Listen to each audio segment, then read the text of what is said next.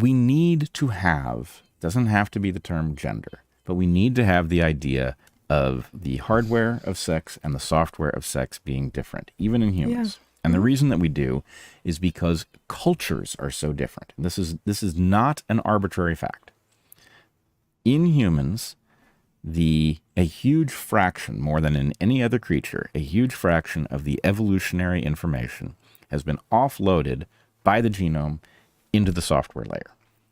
That creates some vulnerabilities, and it creates a massive opportunity for rapid evolution that can therefore be highly precise to particular environments or particular circumstances. This is the magic of humans. And that magic of humans means that sex roles do change. They are not completely flexible. Another excellent lesson that you were fond of was the going into the anthropological literature and looking at the patterns that are violated, where, sexes arbitrarily do certain jobs, but a lot of jobs are not arbitrarily distributed. A lot of jobs are not arbitrarily distributed. We're talking about things like everything from like hunting marine mammals to gathering of vegetal foods, to basket weaving, to carding of wool and making of rope. And the interesting finding there is that, yes, there are many jobs, especially because you've excluded the anatomically and physically mandated things of gestation and lactation. There are a number of jobs like hunting of marine mammals that in a culture where it's done by men. Yep. But there are also a number of jobs, and we talk about this in the Sex and Gender chapter of Hunter-Gatherer's Guide, that are highly gendered, but which gender does it varies strongly by culture, which tells you that it doesn't actually matter. This isn't a manly work. This isn't womanly work. It's just valuable for there to be division of labor. And that's a huge thing that the whole gender ideology is missing. It's like, what? Division of labor has been done terribly many, many times, but there is value in division of labor.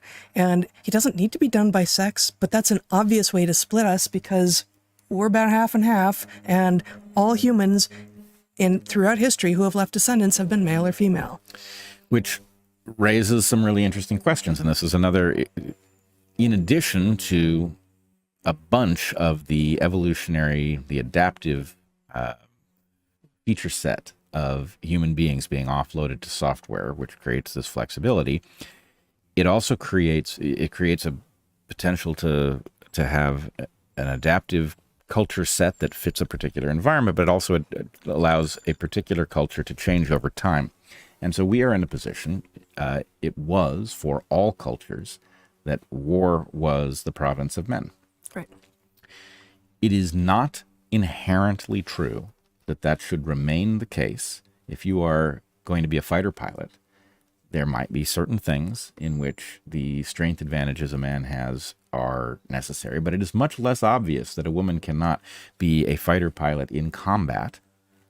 There are excellent, highly capable female pilots who are going to be just as good or better in combat. Now, that doesn't mean that it makes sense to be in combat. People will raise the question about what happens if a woman gets shot down. She has vulnerabilities that a man does not have behind enemy lines. Is that enough that we should forbid this? Is there a value to a division of labor that isn't about such concrete issues? You point out that in places where what sex does a job reverses when you move from one culture to another, it's still done by one sex. There are presumably adaptive reasons for that. Right. Single sex culture is different from cultural interactions with two sexes. Right. And actually, it just is. So I think, this is my personal belief, I think that the fact that women have so thoroughly and effectively broken into the highest levels of science is a great triumph of liberalism. However, there's a question in it. Men and women interact differently, and there's a question about when women were excluded from that environment, unfair as that was to women. The culture of men, where men by their very nature push each other around, is a scientific modality, or is at least one of the components of a vibrant scientific modality. That the desire to find what's wrong with what the other person is saying is a core of how that job is done well. And the idea one will find much more frequently that women find an obligation to be supportive. And obligation to be supportive in a scientific environment may be exactly counterproductive. And so... No, and I wrote about this in my... the piece that was published. I was invited for, I think it's the Archives of Sexual Behavior, on the different kinds of competition that men and women engage in, and the different modes. I decided to talk not about science so much, but about business and finance, and said, look, it may be that a female approach can be effective here, but if a female approach is more likely to be cryptic and not direct, and as part of being cryptic, not public, it's going to take, at best, longer to get things done. And it's also likely to lead to more confusion and make those people who are looking for direct instruction, like, did I do it right or did I not? Or do you think that was well done or did you not? Leave them bewildered and not sure how to go about things. And, there are places where spending time meandering and thinking through all the possibilities and not getting to the point where we make a decision and get something done is useful. But we have to recognize that these are different styles which are, broadly speaking, stereotypically sexed. And that in a world where what you need to do is make a decision and do it and then not look back, that is much more of a male kind of approach. And something like war or any kind of combative interaction, as some business interactions will be, is much more suited to a male typical style of engagement. Yes, and in the case of the lab situation, there is I'm sure you'll agree, and I speak professionally here. The correct thing to do that recovers the maximal gains available is not to exclude women from that environment, but to expect the male mode to be learned in the same way that we expect that everybody in a scientific environment should understand the scientific method and therefore be able to figure out when they are in violation of it, right? When they're projecting a hypothesis back on a data set that they didn't have before they collected that data. We expect people not to do that. And so anyway, the point is... I would want to know exactly what is meant by the male mode. I'm less compelled that in science precisely, this is that male versus female modes, which we would have to define very precisely, are inherently better. I think that not being direct about a critique of an idea is a problem. And so if that is what you are, if that is what you are putting under female mode here, which certainly could belong there, I would say yes, that's not appropriate. That actually, when you think you have something, when you have something to say or a critique of something that has been said, be respectful. I was about to say be kind, but that word has been weaponized, right? Like, be respectful, but also be as direct as you can be. And it is harder for women to do it. It is like, it's not just about conditioning, right? Yeah, but this is what I'm saying, is the instinct I don't know, what there? But this is a reflection of a male mode that functioned in a laboratory context that is inherent to the scientific exercise. The instinct to falsify. For me to find flaws in what the person who is speaking is saying and to point them out publicly. Right. That mode is, it is fundamentally scientific, and it is natively male. And just as you would not... I object to that final piece of this, but I think we're well in the weeds. I don't think we're in the weeds. A soldier who is female in an environment where the battle is technological and therefore female is not a disadvantage is expected to take on a combative, a killer instinct, rather than a peacemaking modality. Peacemaking modality is counterproductive on the battlefield. Sure. So my point is, it doesn't matter. Science doesn't combat. No, it's not combat, but it is antagonistic. I don't think so, and I do think this is just this is ultimately a semantic discrepancy in which I would ask that you go back and look carefully at what I have described as as male typical and female typical kinds of competition, and without having those definitions on the table in front of us, we're just going to be going back. No, I remember what you wrote, and the undermining is not scientifically helpful. It does not do the job of being antagonistic. It's not that there's not an antagonistic mode in the female typical, but you describe it as cryptic. And my point is that within a lab group, let's say. Right. So undermining is like combative, right? Like that's the toxic version of the two, right? So overt versus covert, right? Public versus cryptic. If we are keeping the models, male, the male model of competition is what I'm talking about, and you're sort of extending it into all interactions, more public, more direct, more overt, and female models being more cryptic, more covert.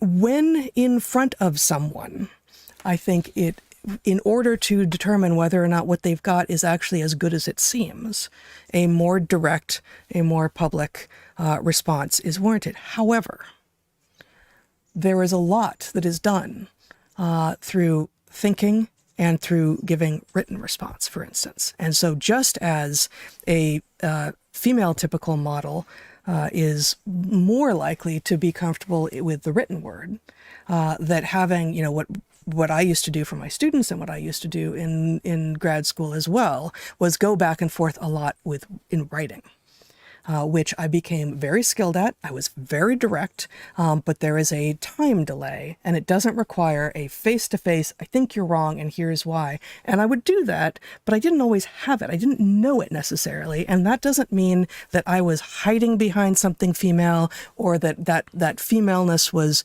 less good.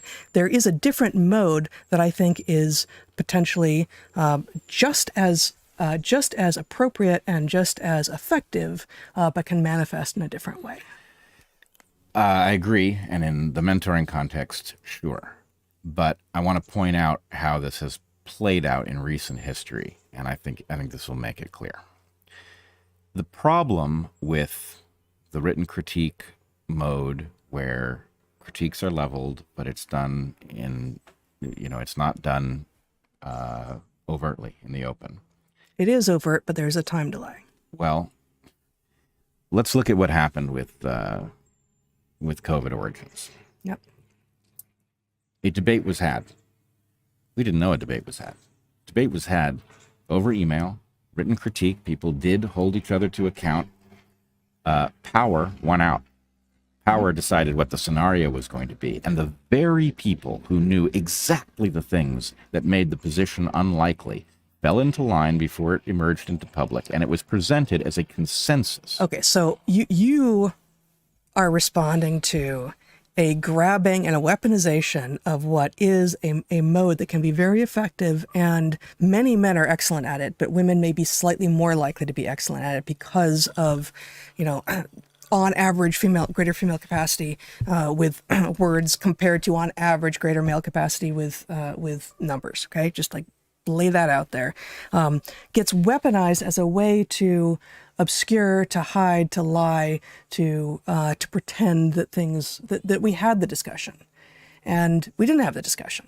That's entirely clear. And so you are arguing for an ability to, at the point that it seems like something is being done out of view and we are being told that it is being done in view, an ability to like pull a ripcord and say, now is the time. Now is the time that we need to go back into an historical mode that is not time delayed, that is, real time, very direct. Here we go. Let's talk. And you're going to respond to my critiques as we sit here together. And I think you're absolutely right. I don't know how to get something like that to implement. And obviously you've had, You've had any number of people say, "Oh, Brett's wrong," and you say, "Okay, let's talk." "Oh God, no, I can't. I've got to go cut my hair or something," And and I'm much less likely to say, "Okay, let's go," but I'm certain that the response would be the same. Right. Mm-hmm. But yes, look, imagine that all of these things had been done just simply in the open. And it is the difference between... I'm just objecting to the in the open part. I know in this case there was a bunch of stuff that was hidden, but then it pretended that it was in the open. Well, let's put it this way. So there is a way to do critique with a time delay that is still actually transparent. I'm not saying that that has been the case in science for maybe ever. Okay. I want to make 2 points. Yeah. We are in a perilous situation. Yeah. In a perilous situation, meeting for coffee isn't meeting for coffee. I don't know what we're talking about yet. You will in a second. Okay. There are people that you might only be willing to meet in a public place because it is protective of something that is an actual danger. Right. My point is, scientifically speaking, that's where we are. I don't want any more fucking private discussions of anything because we have seen that private is the space in which somebody decided to paint you and me as kooks for saying things that they privately believed. Right. Right? Yep. I'm sorry. Wow. Well done. That is so far beyond the pale that I don't want any more of that. I want public discussions because those public discussions are the place you can't pull that shit. Right? So that's an already broken down situation. But well, then they'd have lied visibly. Right. I mean, they would now be, they would be all along in the position that they are now in, that we have seen their emails. But what were the chances we were going to see their frickin' emails? Yeah. So my feeling is, you know what? If you're going to play this game by your own rules, if you're going to do this as Mean Girls, then we're going to do this in public so that your Mean Girl stuff comes back to haunt you. Fair enough. Okay. But I want to point out that the idea of vigorous, public, often instantaneous critique that I'm suggesting is more male in nature doesn't have to mean that we are all out to embarrass each other publicly. And I want to point out... That shouldn't be the goal. Right. It should not be Sometimes the goal. people need to be embarrassed, but in general, it shouldn't be the goal. In a proper scientific culture, it is exactly the inverse. And I want to point out that inside of a laboratory, right? Inside of a lab, in Dick Alexander's lab, in Arnold Kluge's lab, people held each other to account. Yes. It was not considered disrespectful. It was not understood to be mean. And in fact, the real proper understanding of it is it makes me stronger for you to throw your best stuff at what I'm presenting and see if what I'm presenting stands up.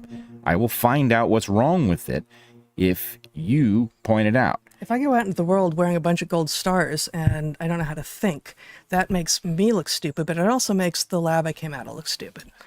It's bad for everybody. We all get smarter together if we hold each other to account properly and we do it respectfully, and it's not mean. And I would say it's mean to let people think that they're doing great when they're not. Yes, that's what is mean. The height of respect is to deliver proper critique. Yes, because you're honing somebody else's weapon.